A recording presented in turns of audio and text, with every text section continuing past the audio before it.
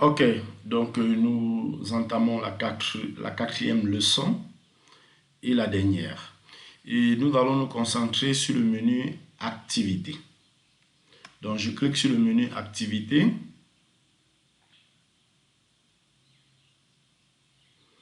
Alors le menu activité a été cliqué, on peut bien voir l'activité. On va ticket et période, on va rechercher ticket.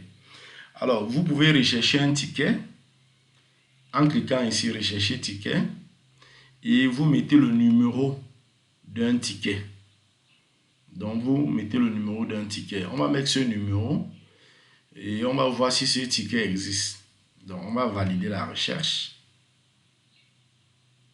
Alors ce ticket n'existe pas. Donc on va essayer avec un autre ticket.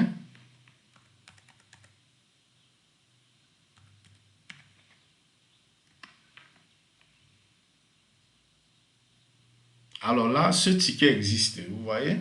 Et directement, quand ça trouve le ticket recherché, ça vous affiche directement les détails du ticket. Et on peut voir que c'est en fait un ticket qui est déjà créé et clôturé et que ça avait duré 9 jours et 8 heures.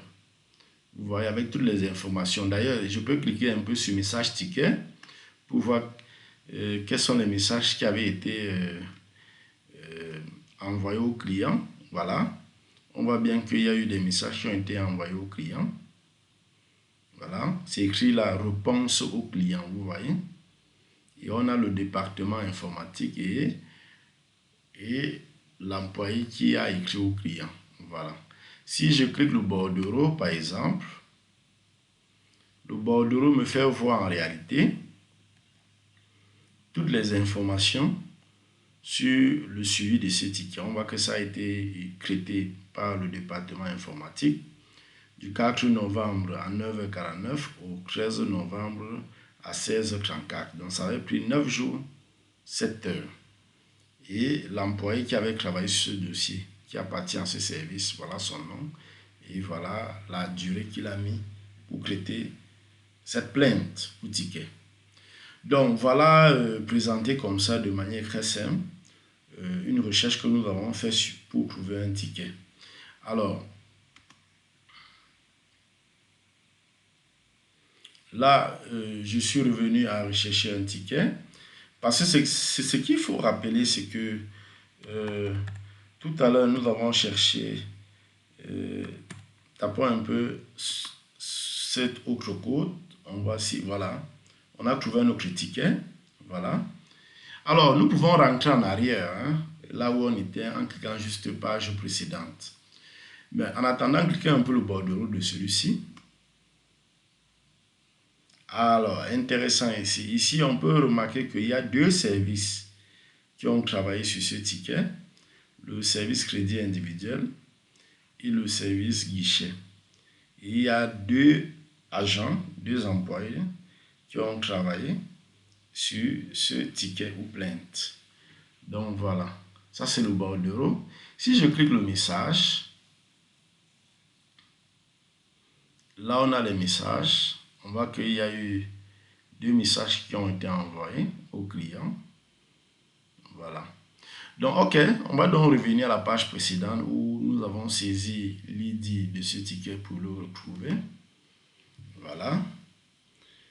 Donc, vous mettez l'ID du ticket en question et vous allez retrouver ce ticket.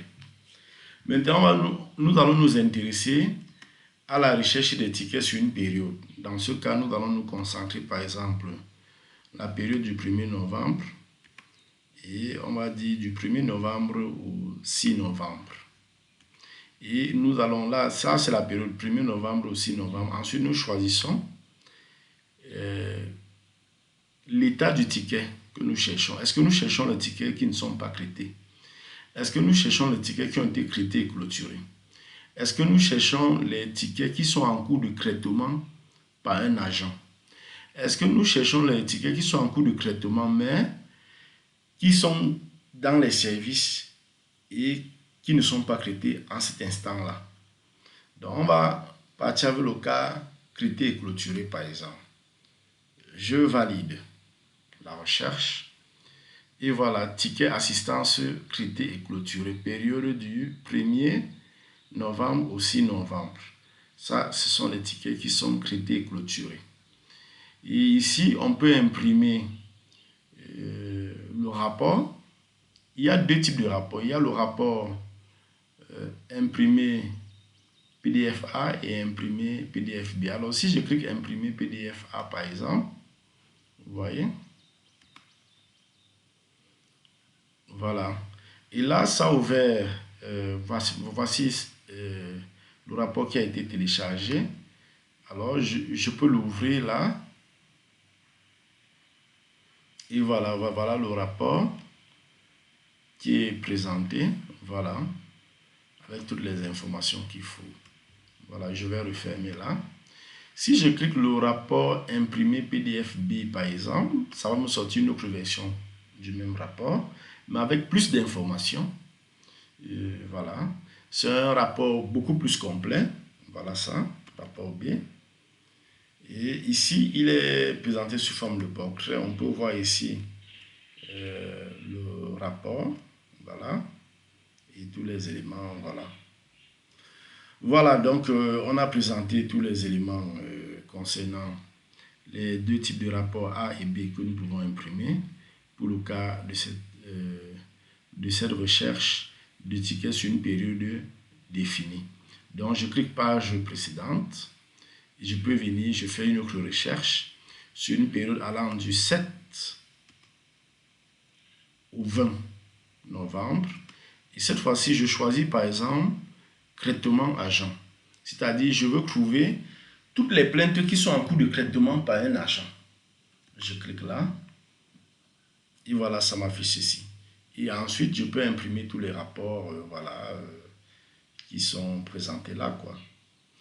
Ok, je crois que nous allons cliquer la page précédente et nous allons clôturer la quatrième leçon qui était sur activité. Avec ces 4 leçons, vous pouvez totalement prendre en charge le traitement des tickets dans la plateforme TIDEX. Donc nous allons donc nous déconnecter. Voilà, toujours penser à se déconnecter. Déconnexion. Voilà, nous sommes déconnectés comme il se doit. Donc, merci.